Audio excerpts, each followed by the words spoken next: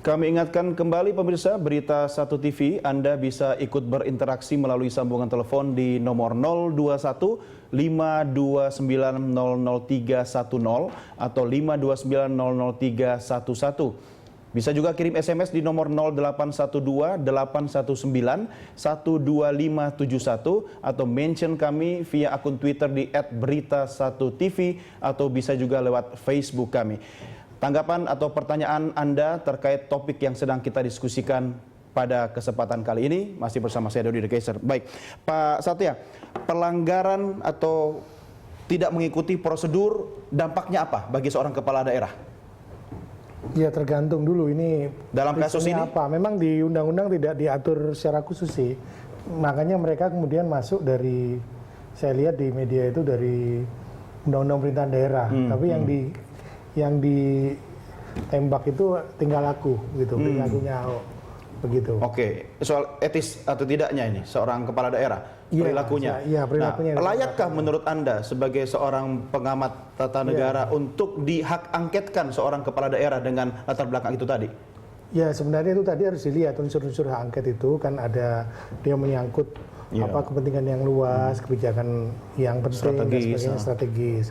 Nah, memang sekarang ini yang kalau menurut saya justru memang sebaiknya segera ini antara DPRD dengan gubernur itu menyelesaikan konflik ini, karena kalau APBD-nya nggak selesai itu justru kepentingan strategisnya, kepentingan strategis masyarakat. Jadi yang saya lihat tadi, saya tetap melihat dua sisi. Ini satunya prosedural, Ahok substansial begitu. Betul, tapi tadi kan Anda mengatakan sebenarnya ada celah yang bisa dimanfaatkan oleh legislator kita untuk dalam tanda petik bisa menyeret gubernur yang tidak etis tadi dengan menggunakan hak angket. Tapi pertanyaannya, masa sih hanya urusan soal etika kemudian hak angket dikeluarkan oleh DPRD? Kayak nggak ada urusan yang lebih besar lain. Bukan sekedar etika loh. Sebentar Pak, kalau Pak Satya bagaimana?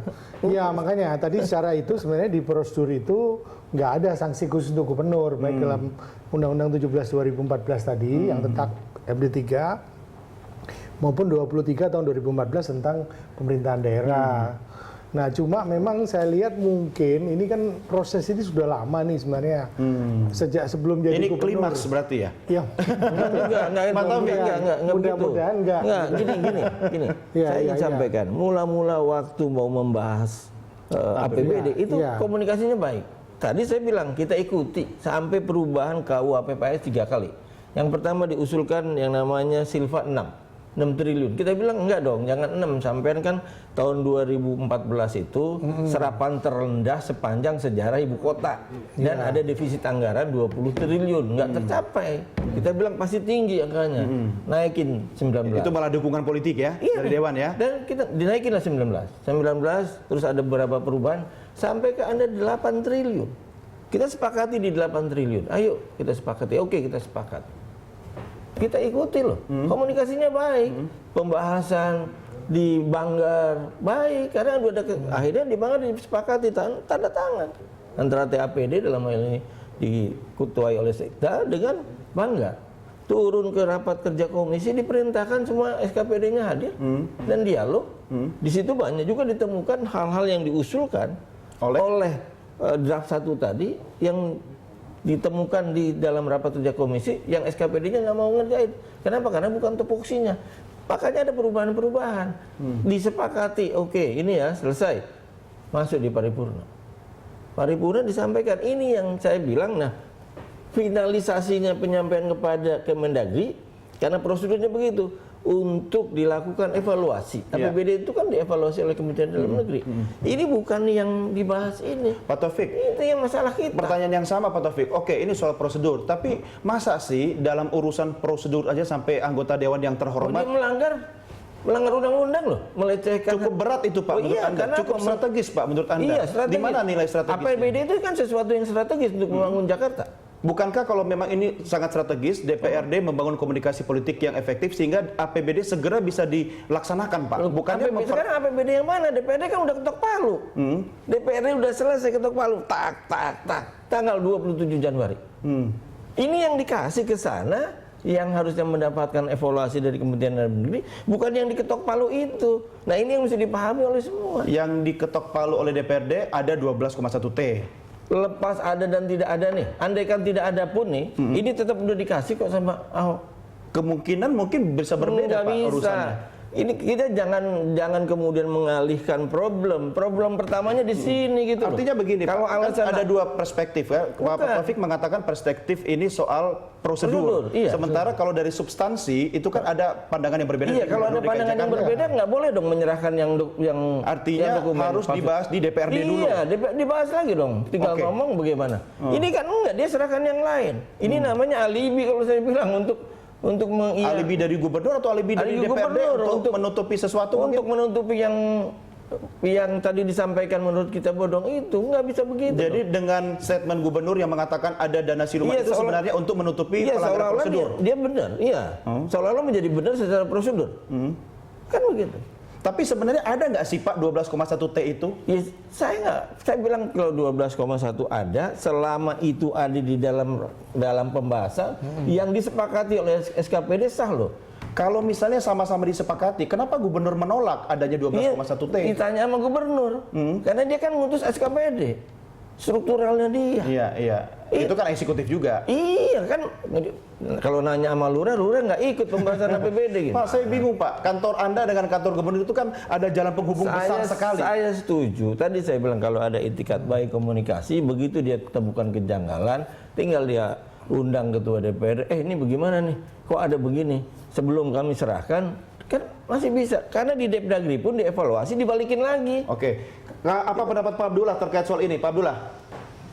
Ya, pertama harus dilihat soal konsepsi pelaksanaan pemerintahan daerah sendiri berprinsip pada satu tata kelola pemerintahan yang juga transparan dan akuntabel. Misal kalau tadi soal polemik apakah mana draft yang dianggap benar, sebenarnya di pemerintah DKI ada e-budgeting, yaitu sebagai instrumen kontrol yang dilakukan oleh gubernur terhadap proses penganggaran yang dilakukan SKPD dengan mitra terkait misalnya. Nah di situ sebenarnya dokumen yang instrumen yang bisa menjadi alat kontrol oleh kepala daerah.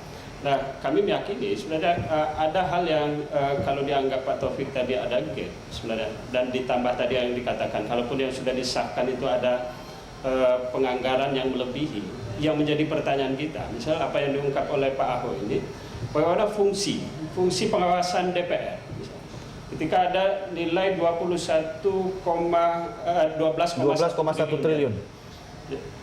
Nah, dia ada dana siluman atau katakan ada program fiktif di situ. Nah, saya kira ini kan menjadi pertanyaan publik. Kalau kenapa justru yang mengungkap adalah pemerintah daerah, bukan DPR? Lalu menjadi pertanyaan di mana fungsi pengawasan DPR di situ. Pak Abdullah, sebenarnya menurut Anda lebih penting strategis dan vital itu kita ributkan urusan 12,1 triliun tadi atau urusan kesalahan prosedur gubernur? Menurut Anda yang lebih strategis yang mana? Ya, yang lebih strategis sebenarnya kan arah kebijakan pemerintah DKI dalam proses pengelolaan anggaran yang harus lebih efisien. Terkait konteks keberpihakannya. Kalau ditemukan, misal dipaksakan untuk disahkan, sementara ada alokasi yang sejak awal. Jadi modus dalam proses penganggaran yang koruptif itu, sejak perencanaan itu sudah ada, kemudian warna praktek korupsi. Kemudian di proses penganggaran itu juga tergambar. Penganggaran tergambar, misal praktek korupsinya sudah mulai tergambar, ada kebutuhan perencanaan anggaran yang di markup. Kalau bahasa itu. Nah ini kan temuan penyimpangan yang sebenarnya sudah bisa dilihat. Bayangkan, misal pengadaan UPS di setiap sekolah, seharga 6 miliar.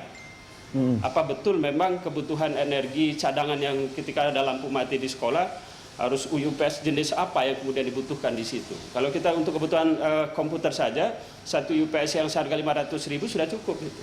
Ya, Atau listrik yang kemudian sebagai backup genset aja tidak lebih dari 100 juta misalnya. Nah ini kan menjadi pertanyaan kita. Ya pertanyaan besarnya yang meragukan soal apakah kemudian motif hak angket ini objektif untuk menilai sebuah kebijakan yang memang salah dan berdampak besar pada kebijakan DKI secara umum. Itu Pak Satya yang bisa menjawabnya. Kira-kira objektifnya hak angket ini, Pak Satya, bagaimana? Ya, pertama hak angket itu harus menyangkut unsur-unsur yang diatur dalam pasal 322 Undang-Undang 17 tahun 2014 yang sebagian tadi juga disebut. Mas Abdullah sama saya tadi juga menyinggung. Itu pertama. Kedua, yang ini sebenarnya harus ada rekonsiliasi antara prosedural dan substansial. Kalau memang ini menurut proseduralnya itu tidak seharusnya diajukan, padahal kan fungsi Kemendagri kan dia melakukan evaluasi. Ya menurut saya diundang aja lagi untuk dibahas kembali begitu. Yang undang siapa? ya DPRD bisa mengundang gubernur. undang untuk rapat lagi. Tapi sudah bergulir hak angketnya? Sudah diparipurnakan Ya, untuk makanya nggak usah ada angket, mau saya langsung karena nanti angket ini bisa lama kan 60 hari, terus dia bentuk panitia, udah dibentuk panitianya Pak. Karena ada prosedurnya bentuk panitia dulu, iya. Panitia angket, terus dia minta keterangan siapa aja bisa, dia panggil. Sementara itu berlangsung, APBD belum bisa berlaku APBD, gitu kan? Kan kita kan tadi kan guru sekolah segala saya terus terang nggak tahu detailnya ya, isinya karena tadi hanya tayangan yang silumannya aja tadi yang disarankan oleh berita tadi kan gitu loh, yang diduga siluman. Jadi saya nggak tahu detailnya apa, tapi saya yakin di situ banyak yang penting begitu. Yang penting maksudnya? Ya, anggaran itu maksudnya yang penting untuk bukan yang penting karena ada perbedaan angka antara. Oh ya, perbedaan itu penting, makanya untuk itu direkonsiliasikan. Karena kalau mereka lanjut terus, taruhlah dia starting 1 Maret misalnya, 60 hari kemudian, iya, taruhlah 2 bulan. April gitu ya, hanya ribut sudah hampir tengah tahun. Ya, tengah tahun, terus pembangunan bagaimana? Sampai menjelang akhir tahun baru habis-habisan anggaran. Kalaupun selesai urusannya gitu kan? Yang lalu juga begitu. Yang lalu nggak kerja kan? Makanya kan nggak bisa diserap anggaran Pak yang banyak gitu kan? Ya, bukan kalau penyerapan anggaran 1 unit itu yang salah unitnya. Kalau seluruh unit itu yang salah siapa Mas? Pemimpinnya maksudnya. Kita lanjutkan di segmen berikutnya Bapak sekalian. Pemirsa, kami segera kembali sesaat lagi.